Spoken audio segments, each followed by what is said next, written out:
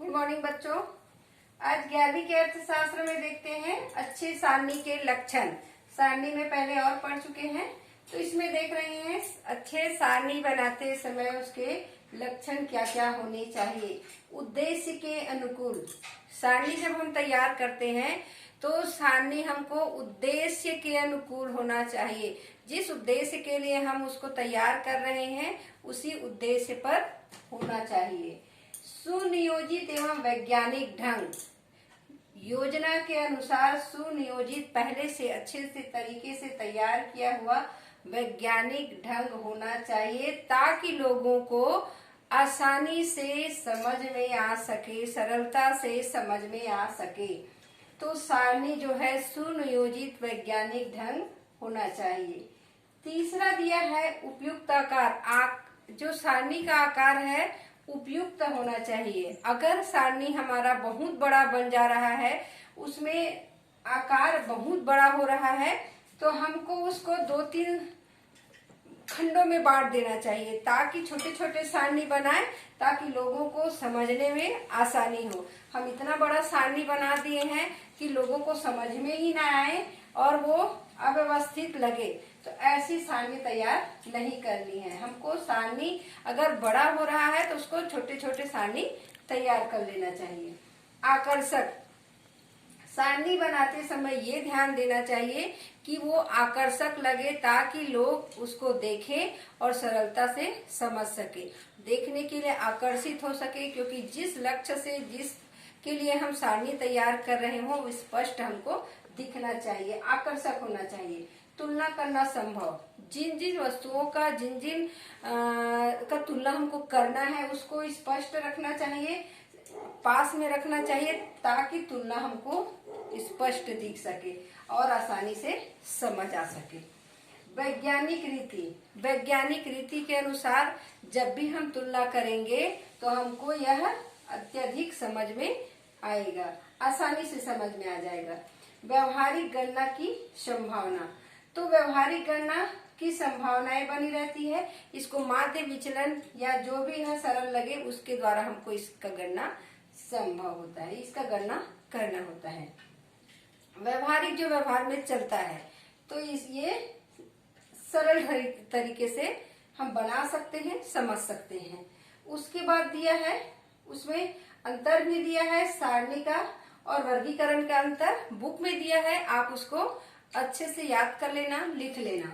और इसमें फिर दिया है सारणी के मुख्य भाग, सारणी लिखते समय कैसे सारणी को लिखा जाता है, कैसे उसको तैयार किया जाता है, तो उसके नियम है ये।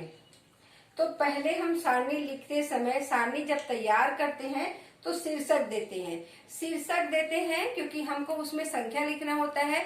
जैसे हम कभी अगर लिखेंगे, हम तैयार करेंगे तो भारत का आयात अगर तैयार करेंगे तो हम कब से कब तक, अगर हम 10 साल तक के पुराना हम देखेंगे कि हम कौन से चीजों का आयात कर रहे हैं, धान का है, गेहूं का है, तेल का है, दलहन का है, तिलहन का है, तो हम पिछले 10 साल में हम आयात किए हैं, तो कौन से साल कितना कितना, ये हम अगर हम सारणी तैयार कर रहे हैं तो उसमें हम शीर्षक भारत का आयात लिखेंगे। या हम वर्षा के बारे में अगर जानकारी रखते हैं तो पिछले 10 साल में हमारे देश में वर्षा कैसे हुआ, तो उसका शीर्षक रहेगा भारत में वर्षा का प्रतिशत। तो इस प्रकार से उसमें शीर्षक डालेंगे, शीर्षक तैयार करेंगे। फिर उसके नीचे हम एक उप शीर्षक लिखेंगे, उसमें संख्या डालेंगे उप शीर्षक में। फिर उसके बाद लाइन खींच के, उसमें दिया हुआ है थोड़ा सा समझाने के लिए, बुक में दिया हुआ है, आप बुक में देख सकते हैं। जब भी पढ़ते हैं, जब भी वीडियो देखते हैं, बुक को साथ में रख लिया करें, ताकि आपको आसानी से समझ आ सके। तो सारणी के बाद उप शीर्षक लिखेंगे, फिर उसके बाद सारणी का मुख्य भाग लिखेंगे, खंडों में बांट देंगे, और उसके बाद सारणी का भाग लिखेंगे। सारणी के भाग में फिर उसको दर्शाएंगे। फिर उसके बाद आंकड़ों का स्रोत लिखते हैं।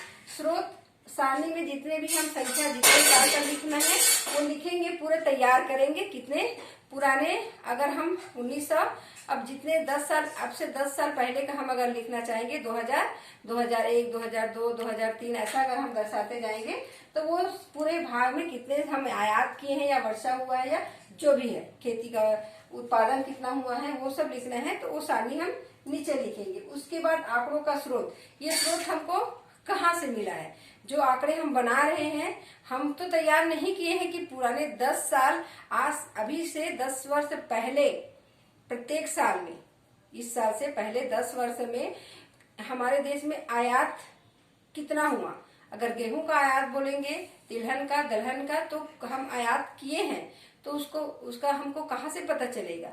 जहां से हम ये स्रोत लिए हैं उनकी जानकारी देंगे कि कहाँ से ये जानकारी हमको प्राप्त हुई है।